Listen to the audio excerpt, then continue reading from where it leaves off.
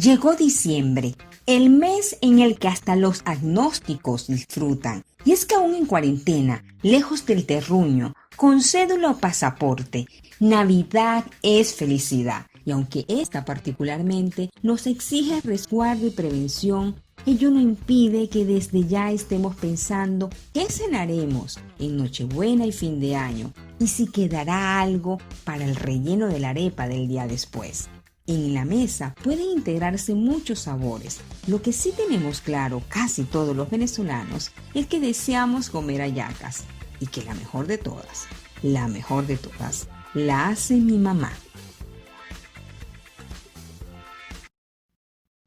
Hola, soy Carmen Rodríguez, @soy Carmen Rodríguez en Instagram y esto es El Plato del Día. El menú de hoy tiene sabor a parrandón decembrino porque es sobre la mesa navideña venezolana, esa en la que muchas manos colaboran porque nuestros platos exigen familia, risas y alaracas.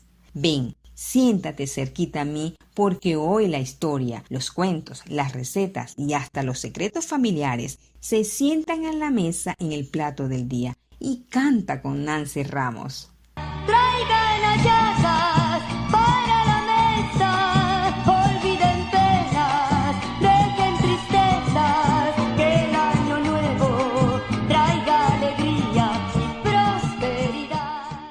La verdad es que de canto sé muy poco, pero siempre he sentido que la Navidad nos convierte en cantantes, porque desde pequeñito la música nos puebla las calles, casas, escuelas, y con canciones como Fuego al Cañón, que es un infaltable, Mi burriquito sabanero, Tucucito, Tucucito, y Si la Virgen fuera andina y San José de los Llanos, el niño Jesús sería un niño venezolano. Con esas canciones y otras, nos entrenamos emocionalmente para asumir que la Navidad se disfruta con la memoria, el corazón, las gaitas, los villancicos y la ya inmortal orquesta de Lavillos Caracas Boys. Un besito nos daremos, entre todos cantaremos llenos de felicidad. Vamos todos a cantar. Año Nuevo. No sé tú, pero yo oigo a Lavillos en diciembre y el esqueleto y la alegría se me mueven solitos. Se me activa automáticamente la pensadera en el hilo de pabilo, las aceitunas, las alcaparras y los demás ingredientes imprescindibles de esa Navidad que se come. Porque como nos cuenta Nancy Ramos, hay que preparar la mesa para recibir al niño Jesús.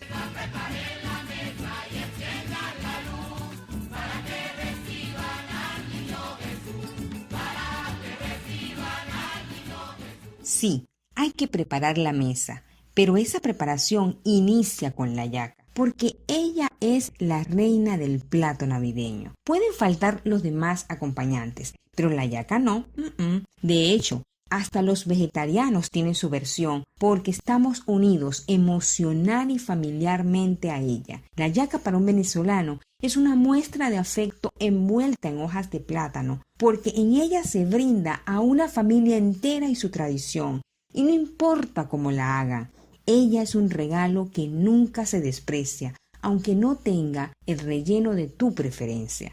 Una hallaca se recibe siempre con un gracias, en mayúscula, y eso se reafirma luego felicitando a las manos que dieron el sabor, el punto exacto. Porque las hallacas en este país nunca se critican, aunque la más sabrosa siempre será la que hace tu mamá o tu abuela, o esa hallaca que siempre tienes anclada en la palabra familia y felicidad, la de tu preferencia. Pero las hallacas, tenlo en cuenta, acá en Venezuela no se critican. Y no importa si la hallaca que más te gusta es la andina con su relleno macerado y crudo y con garbanzo entre sus adornos, si es de plátano como la del sur del lago de Maracaibo, si está compuesta de cerdo, gallina y un toque de papelón con almendra y tocino entre los adornos como la hallaca central o caraqueña, o si el guiso es de cochino, gallina y res y le colocan papas y rodajas de huevo sancochado en el adorno, como en el oriente y el sur del país.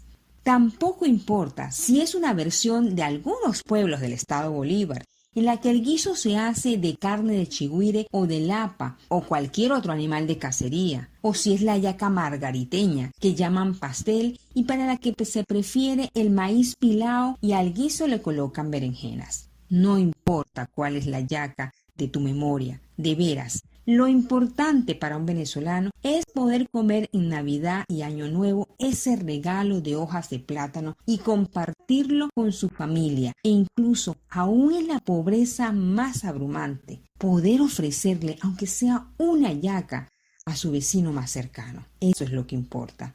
Y como ves, la hallaca tiene muchas variantes. Tantos así que hace una semana descubrí una en particular, la hallaca de quinchoncho tierno, que preparan en Yaracuy. Al enterarme llamé a mi comodín yaracuyano y le monté el chichón para que me explicara cómo se hacía esta hallaca. Porque, ya te has dado cuenta, la hallaca no tiene una manera de ser, sino que ella es como se puede hacer y como le guste a la gente. Obviamente, hay ingredientes infaltables, como las aceitunas, alcaparras y pasas, porque son los que aportan sabor y aroma a Navidad. Y las proteínas y los adornos van cambiando según la esquina geográfica y cultural en la que se encuentre. La hallaca con quinchonchos la preparan en comunidades y zonas rurales de Yaracuy. Y gracias a las gestiones de mi amiga, la señora Petra Aquino tuvo la gentileza de regalarme la explicación de cómo se hacen estas hallacas. Y me pareció tan conmovedor que esa doñita que custodia y prepara recetas de sus abuelas, bisabuelas, incluso tatarabuelas, es decir, recetas de más de un siglo, tuviera ese gesto de regalarme su explicación. Y me resulta imperativo compartir un pedacito de su voz contigo. Escúchala. Se sancocha blanditito, medio fino. Ajá. Se le echa un poquito de sal para que quede cuando esté medio blandito, le echa un poquito de sal. Se cuela, se hace el guiso de la hallaca normal, pues. Ella debe saber cómo se hace y después se le agrega los bichonchos y un poquito de harina porque es espeso.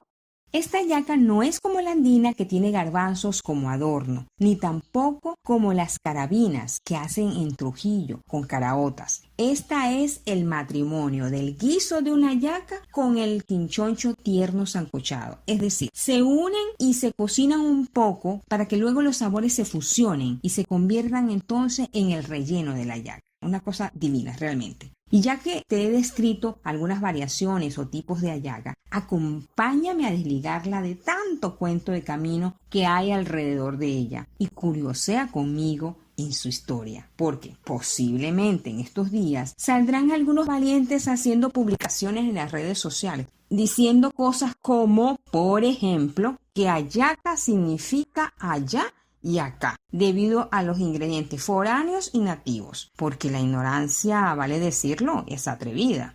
La palabra hallaca es indiscutiblemente una voz indígena. Su etimología o su origen sigue siendo incierta al sol de hoy. Así lo dice el doctor en historia y lexicógrafo Francisco Javier Pérez. Y escúchame bien, que este hombre sabe bastante. Pero escúchame bien, para que no te vengan con cuentos. Esa imprecisión etimológica ha gestado y difundido múltiples hipótesis, como la de que allá y acá, pero también hay otras. Por ejemplo, una de 1860, en la que un literato ajusticiado, así aparece el artículo, dice que la palabra hallaca proviene de hallar y arca, por lo del arca de Noé. Ahí hay una relación extraña, pero el asunto que importa acá es que, de acuerdo con esa idea de que la hallaca significa hallar y encontrar, implica que al abrirla se encuentra un tesoro. Aunque esto suene muy bonito y hasta convincente en mayúscula, es un invento, actos creativos de la gente y no tiene ningún fundamento. Cuando oigas esto o cualquier otra conjetura sobre el origen de la palabra hallaca, hazme un favor. Date la vuelta y deja hablando sola a esa persona. O simplemente dile como Pimpinela. Vete, olvida mi nombre, mi cara, mi casa y pega la vuelta. Perdona, pero había que decirlo. Creo que es oportuno este fragmento. Así le tienes que decir, pega la vuelta. Porque a la ignorancia no se le da ni un centímetro. Y además, con la hallaca, menos. Como decía mi abuelita, Métete con la limosna, pero con el santo no. No. Hasta ahora lo único real que sabemos es que el término hallaca es indígena. Otra cosa que debes tener presente es que cuando se dice que la hallaca proviene del tamal, aunque a muchos les incomode reconocerlo, esto es cierto. Pero ojo, no es lo mismo la hallaca que un tamal. Repite conmigo, la hallaca no es un tamal. Verás, discutir sobre el parentesco entre el tamal y la hallaca es realmente aventurarnos a una conversa estéril, porque no se han encontrado pruebas contundentes que lo contradigan. Y tanto Rafael Lovera como Rafael Cartay, que son dos de los más importantes historiadores de la gastronomía venezolana, dan cuenta de esta relación. Es decir, sí hay un vínculo entre el tamal y la hallaca. La hipótesis que plantea Rafael Lovera en su libro Gastronáuticas me hace pensar que el asunto fue así. Vamos a ver. Los españoles que estaban en México, viendo que el tamal se les parecía a las empanadas y los pasteles en cuanto a que es una masa con un relleno, lo adoptaron como comida cotidiana. Y durante el intercambio comercial a causa del cacao que se estableció entre Veracruz, Maracaibo y La Guaira, en alguno de esos desembarques es posible que el tamal llegara a Venezuela. El asunto particular es que, imagínate, llega el tamal y ya en Venezuela existía una preparación indígena muy parecida, llamada hallaca. Y ese tamal queda de lado, como un referente, digamos que como una idea, algo de lo que se parte, porque fue aquí en nuestro país en donde se confecciona con esmero la hallaca. Se mejoró el guiso y se le agregaron el vino, las pasas, las alcaparras, las aceitunas, las almendras y se le añadió el toque dulce tan característico de la gastronomía venezolana. Además, se realzó el gusto agregando el caldo de la gallina a la masa. Bueno, hay gente que le coloca manteca de cerdo, pero bueno. Se hicieron muchas cosas con esa masa y con ese relleno. Se suavizaron la textura y el gusto y por eso la hallaca se distancia totalmente del tamal, que como dice Lovera, nunca llegó a tener tal refinamiento. Como ves, de nuestra hallaca hay mucho que contar. Incluso hay célebres peleas de índole nacional sobre cuál es la mejor hallaca. Y en diciembre todos sabemos que en las redes sociales siempre alguien se quiere hacer famoso con una discusión que si la hallaca frita, que si la hallaca con mayonesa, etcétera, etcétera. Pero hay una discusión del año 1875 que apareció publicada en Ecos de Caracas, en los que dos matronas casi se llegan a golpes. Y es muy lindo leerlas.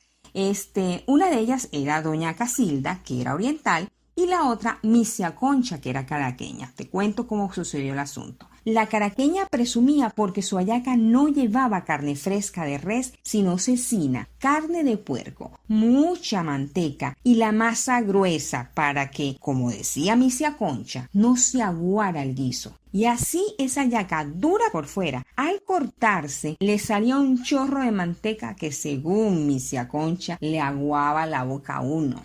Empalaga y refría una, querrá decir usted, señora, le replicó doña Casilda. En lo que sí estaban de acuerdo ambas mujeres era en criticar la hallaca de gallina. Y ante la pregunta de Misia Concha, doña Casilda dice que esa hallaca de gallina es una adulteración del género, que es el más estúpido compuesto que haya podido soportar caldero alguno.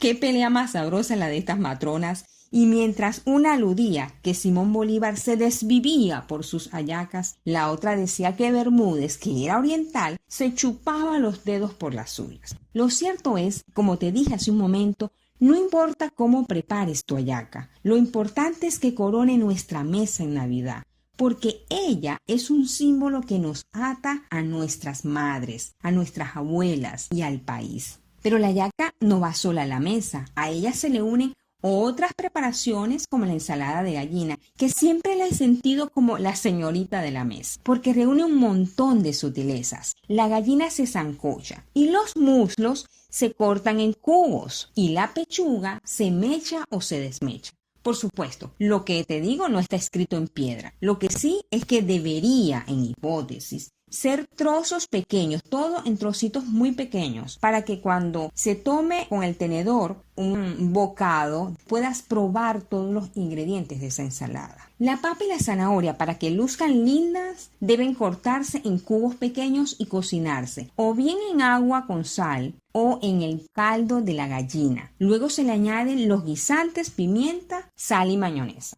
Esa es fundamentalmente la ensalada de gallina que comían nuestros bisabuelos o tatarabuelos en el siglo XIX. Pero luego se le añadieron otros ingredientes y es así que entra el bol de la ensalada picada en cubos junto con el celery y la mostaza, la manzana verde. Obvio, todo está en tu gusto y los ingredientes que tengas a mano, porque actualmente casi no se consigue gallina, pero hay una diferencia entre la gallina y el pollo. Y aunque se suele hacer ahora la ensalada de pollo, nosotros seguimos conservando el nombre ensalada de gallina. Y cada quien va haciendo la ensalada ajustándose a lo que tiene. Con hallaca y ensalada ya cualquier mesa venezolana está completa, pero el pernil de cochino horneado está asociado de alguna forma con el orgullo familiar, porque representa un cambio en el estatus social de las familias. Así lo veo yo y ya te voy a explicar por qué creo que es así. Así que sigue a mi lado en esta mesa que vamos con el plato fuerte.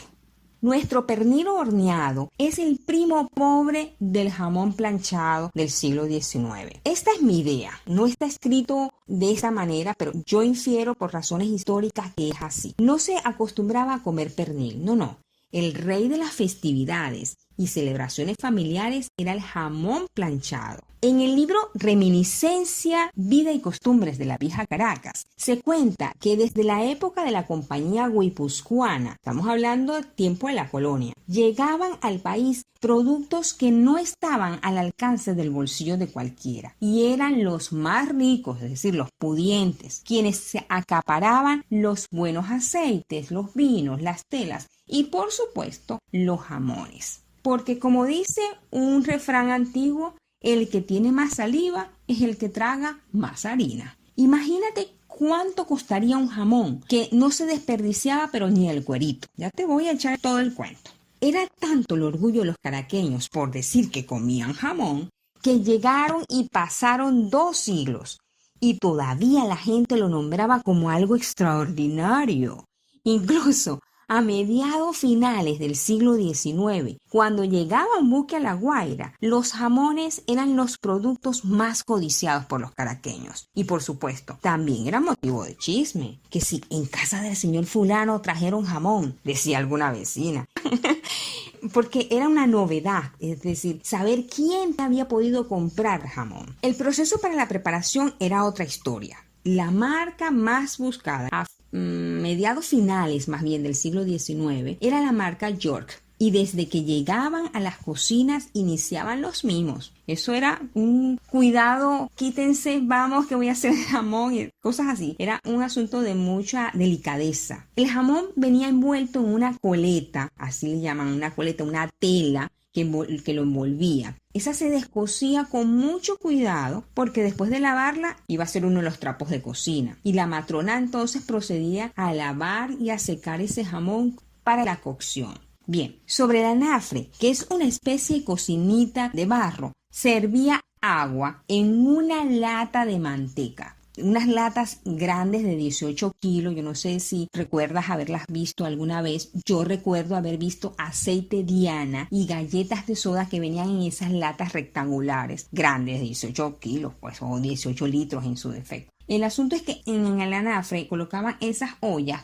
hasta la mitad de agua, se le agregaba sal gruesa, hojas de laurel, clavos de olor y conchas de piña. Recuerda esto de las conchas de piña porque luego te voy a contar algo bien particular. Al hervir se introducía la patita de cerdo, bien, y se tapaba y se dejaba sancochar hasta que estuviera. Obviamente eso volvía a generar los chismes de la comunidad porque los olores alborotaban los sentidos y el hambre y anunciaba, si no lo hubiesen visto, que en determinada casa, en casa de don fulano, como que hay fiesta.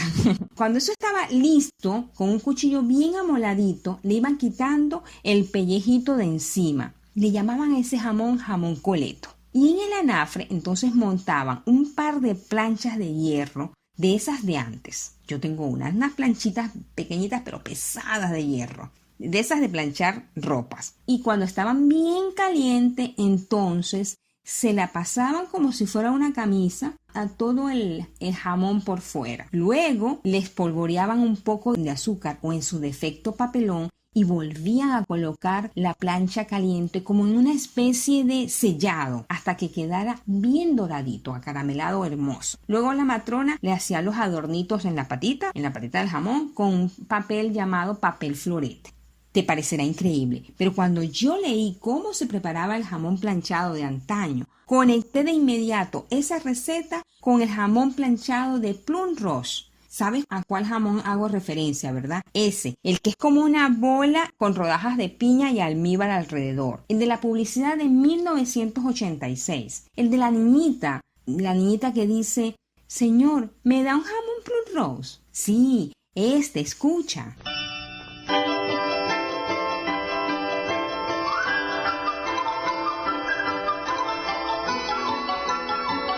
Señor, ¿me da un jamón Plum Rose? No, mi amor, los vendí todos.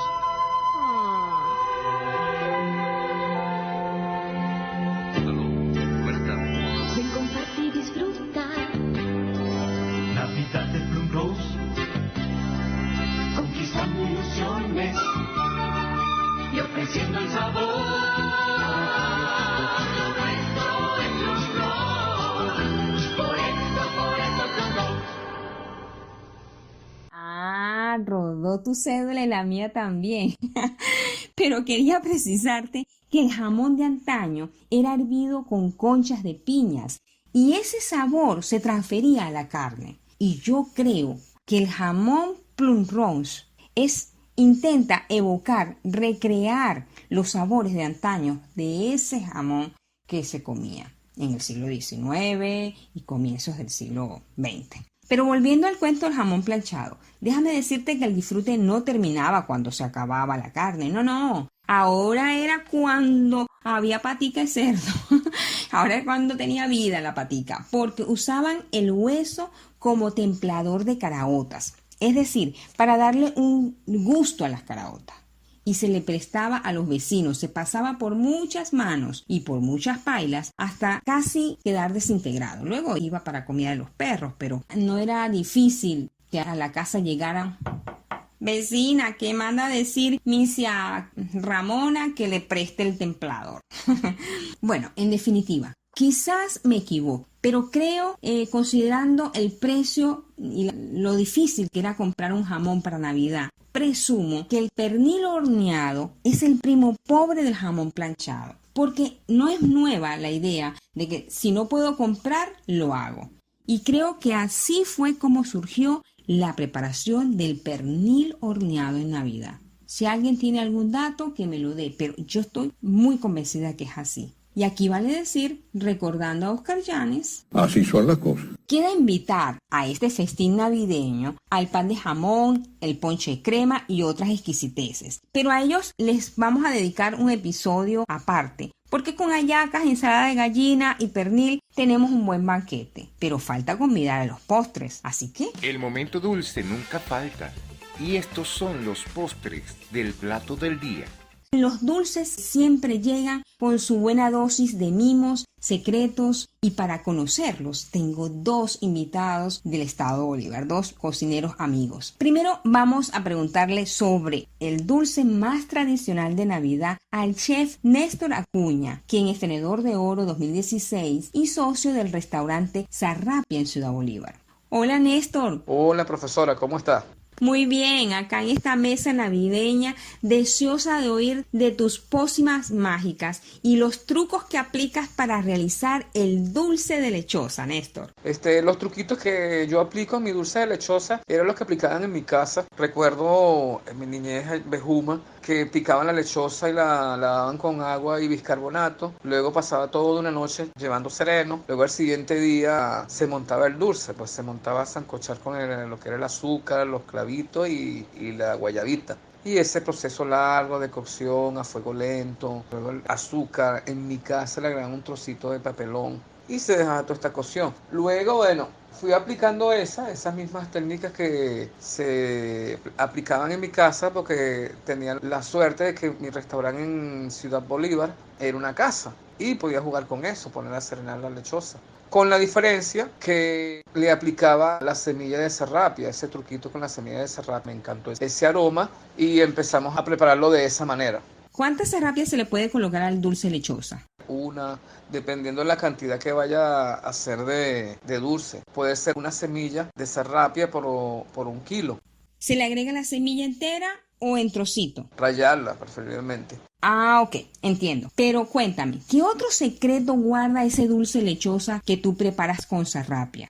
Con el pasar de los años, se va, ¿sabe? Uno va acumulando como ese melado, ese jarabe que queda del dulce y se va guardando. Sé que eso dura muchísimo. Y al siguiente año, bueno, se le agrega le he agregado ese melado del dulce con ese aroma y ese perfume de serrapia riquísimo y se va como concentrando. Eso es lo que aplicaba yo en Ciudad Bolívar, en serrapia. Néstor, pero eso es un datazo. Quiere decir que ese melado que suele quedarle al dulce, que por lo general es bastante, tú lo guardas como un macerado, así como cual masa madre, que dará un toque mágico al dulce lechosa de la próxima Navidad. Exactamente, me entendiste perfecto eso. Se iba almacenando eso, lo íbamos acumulando cada año y en un frasco se guardaba. Ese siguiente año se le aplicaba ese jarabe, y eso es concentrado, bueno, es un sabor increíble. De veras he quedado encantada con la posibilidad de agregarle serrapia a mi dulce de lechosa. Pero quiero preguntarte, ¿qué otras formas conoces de preparar el dulce lechosa? Cuéntanos, que yo sé que tú sabes, Néstor. Tengo entendido que en Aripao, donde están los serrapiales, las señoras lavan la lechosa con ceniza y luego la ponen a serenar. Y al siguiente día montan el dulce tal cual como lo estoy explicando, con el toquecito de serrapia. Aquí en Ciudad Bolívar también lo preparan con hojas de higo. Gracias, querido Néstor, vales tu peso en oro. De nada, mi querida profesora, siempre a la orden, para cuando gustes. Un abrazo grande y ojalá muchas personas se animen a emplear la serrapia en sus preparaciones. Bendiciones y muchos éxitos, profesora. Se lo merece. Ojalá mucha gente busque serrapia y le coloque al quesillo, al dulce de lechosa. De verdad que la serrapia tiene muchas posibilidades, pero en este momento lo importante es que con los datos que nos regaló Néstor Acuña no hay manera que tu dulce lechosa quede mal. Pero ahora vamos a preguntarle a mi querida amiga Fraima Orsini, quien es madama, cocinera patrimonial del Callao, cronista del municipio y docente. Es todo un personaje, Fraima Orsini. Y mi interés es porque la gastronomía de El Callao es totalmente diferente al resto del país, pues está marcada por ingredientes de la cocina francesa, el arte y la sazón, añadido de las Antillas Mayores, Trinidad y Tobago, y las Antillas Menores, San Martín, Santa Lucía, Martinica y demás. El Callao es el lugar del curry, el masala, el jengibre y otras especies exóticas. Por eso me parece un lujo conocer de la voz de Fraima Orsini cuáles son los dulces navideños. Hola Fraima, llegó diciembre y aprovecho el momento para pedirte que nos ilustres sobre la gastronomía cayoense. Cuéntanos cuáles son los postres o los dulces más tradicionales que se disfrutan en la mesa navideña cayoense. Bueno, tradicionalmente el dulce de lechosa, que es popular en toda Venezuela en cuanto a postre, pero lo más tradicional para nosotros es la preparación del ponqué antiguo, que es la torta tradicional, o como decían nuestras abuelas, la torta casera, que es preparada como toda torta con huevo, harina, mantequilla, una pizca de sal para potencializar el sabor, azúcar, unas pasitas maceradas en vino moscatel, sin llegar a ser la torta negra, que no es tradicional de nosotros. Tal vez le agregábamos un poquito junto con el vino, un poquito de papelón, conchitas de naranja y de limón, y un chorrito de cerveza negra, que era una que salía antes, que era queda como con un poquito de alcohol, pero no llega a ser la torta negra, queda un ponqué esponjoso que al apretarlo con el dedo, era la tradición de las abuelas para hacer el ponqué antiguo tradicional de nosotros. Cuando lo apretaba, el ponqué volvía a su forma normal porque quedaba abombadito. Por otra parte, también preparábamos para los efectos de la cena navideña, y que es un plato muy tradicional de nosotros, que yo pienso que es en la única parte donde yo he visto, porque donde yo lo he preparado o donde yo he hecho, la gente pregunta que es bien extraño que se llame pudín, y es un pudín de verdura que se hace con yuca, auyama y batata sancochadas previamente, triturada, se le agrega harina para compactar un poquito, aliños dulces, sal, pimienta y melado de papelón. Todo esto se hace una mezcla compacta, se prepara un molde enharinado al cual se le echa un siro de papelón en la parte de abajo, similar a lo que hacemos con el quesillo. Colocamos arriba la mezcla, la llevamos al horno y una vez que esté horneada la desmoldamos y ella queda tal cual una torta, pero con el siro de papelón arriba. Queda muy gustosa y con un sabor bastante diferente a las tortas o a los quesillos que tradicionalmente comemos. Fraima, me encantó la observación que hiciste sobre la torta negra, porque esta es una adopción que ya se ha vuelto tan nuestra, que estoy segura que más de alguna persona la siente más venezolana que Simón Bolívar. Pero bueno, volviendo a los dulces, entiendo que el ponqué antiguo y el pudín de verdura son los dos postres emblemáticos callawenses que comparten espacio en la mesa con otros dulces venezolanos. ¿Es así? También nosotros preparamos el pemí, que es un bollo de maíz aliñado con siro de papelón, clavo de especie, nuez moscada y canelita. Se amasa tal cual un bollo, se envuelve en hojas de plátano y se sancocha, y también lo utilizábamos como postre, pues. No tan tradicional en la cena navideña, pero en algunos casos también se incluía en el menú de postre para la cena de Navidad. ¡Ah, qué bien!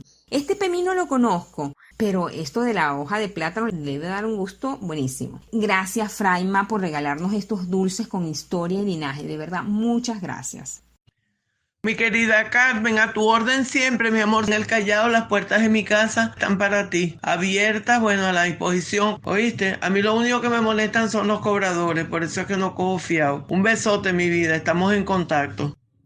Ay, gracias, Fraima, siempre tan bella. Bueno, esta mesa ha estado llena de Navidad, de comida, de cuentos y de amigos. Gracias por acompañarme hasta aquí. Queda mucho por decir sobre la comida navideña y espero poder acompañarte el próximo año con los cuentos que nos quedan pendientes.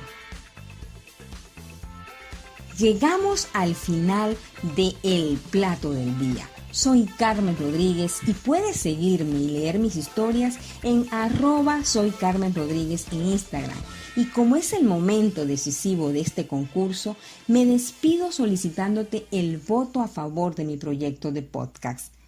Pero sobre todo, deseando que puedas tener una hermosa cena de Navidad y de Año Nuevo. Porque aún hoy, con ausencias familiares y en la intimidad de tu casa, parafraseando a Maya Angelou, recuerda que tú eres uno, pero representas a 10.000 y en cada bocado del plato navideño está tu familia. Feliz Navidad y próspero Año Nuevo.